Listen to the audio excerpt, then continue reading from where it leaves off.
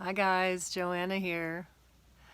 So I wanted to make kind of an introduction video, especially for my YouTube channel. Something that is a dream that's been in the making inside of me for a few years now, and I'm excited to actually have created one now and be sharing with you. Anyway, this channel right now is about cancer healing.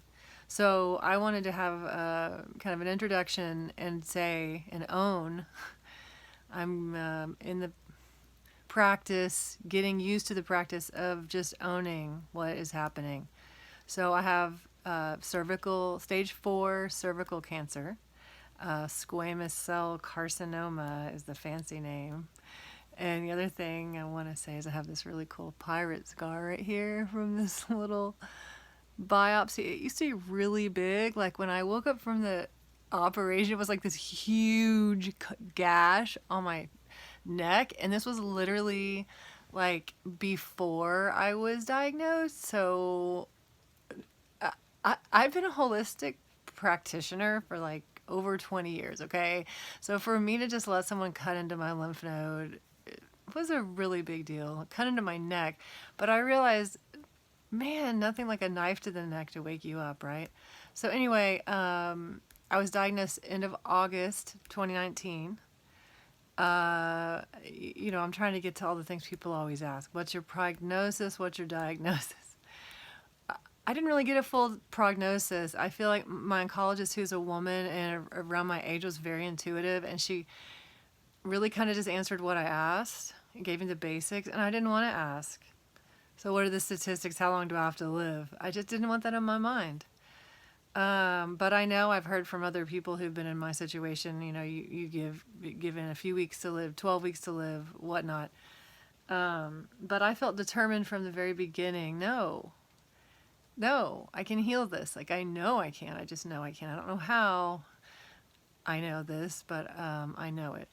And also, no, I'm not ready to go. Are you kidding me? I'm 48. My last child just left home like last fall, okay, a year ago.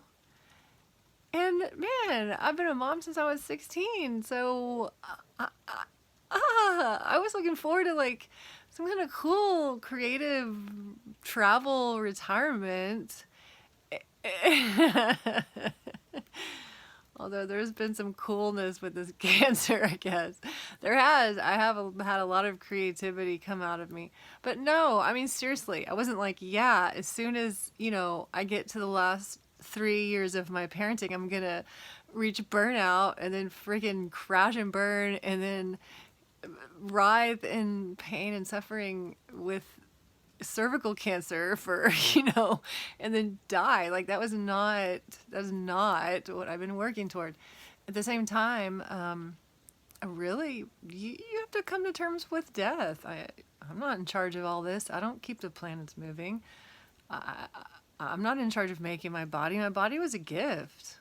God, I am so grateful and really realize that now. Like, I didn't work for this. I mean, spiritually speaking, I think I did to some degree, on some level, in some dimension. But what I mean is, right now as a human, like, where did this body come from? I didn't do it. It was a gift, So anyway, what was my point with all that? Cancer has given me a lot of gifts, but it wasn't really what I was hoping for. And so, yes, there's been some coming to terms and realizing, hey, I could die. Wow. Okay. And watching my oldest daughter and my oncologist sit, crouching over, facing each other, both crying, basically looking into each other's eyes, and my doctor telling her, you should come back and visit sooner. That was a moment. It was a wake-up call. I had already known for a few months that I had cancer, and had been working on it, but also people were visiting. There were birthdays and holidays. I was like, oh, I'll eat some cake. I'll eat this or that. The thing about holistic healing is you have to be disciplined. You have to stick with it. It doesn't work. You have to really, everything you do really counts.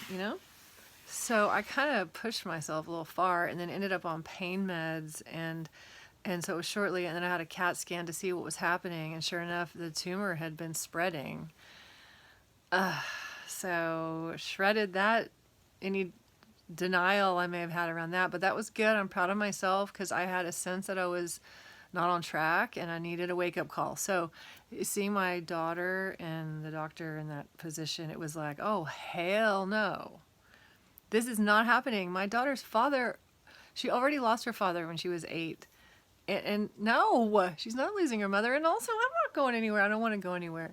Of course, at one point later, I did end up exploring death and going there in my mind. What would happen if I passed? What would happen, you know? And I came to terms with, you know what? Ultimately, everybody would be okay. Everybody would go on. And I really kind of came to some peace around it. And that actually has helped me to just let go and live. Woo! So anyway, I just want to share this with anyone who may be going through cancer. And, you know, there's so much to say. Oh my God, I could go on and I'll just keep making videos. But I hope, what I hope is that something I say could be helpful. And because that's what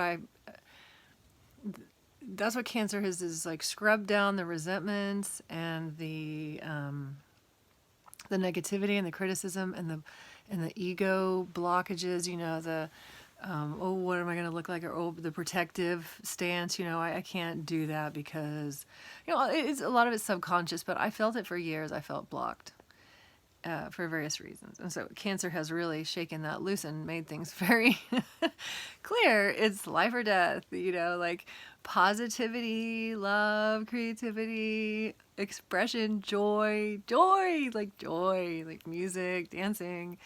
That gives you life. Criticism, dwelling on suffering, feeling sorry for yourself, the victimhood, just harboring any kind of negativity creates pain and creates slow blockages. Let's say that, and then eventually slow death. It's not life-giving. So anyway, I think I'll close out for now. Thank you for listening. I need to come up with a name for myself.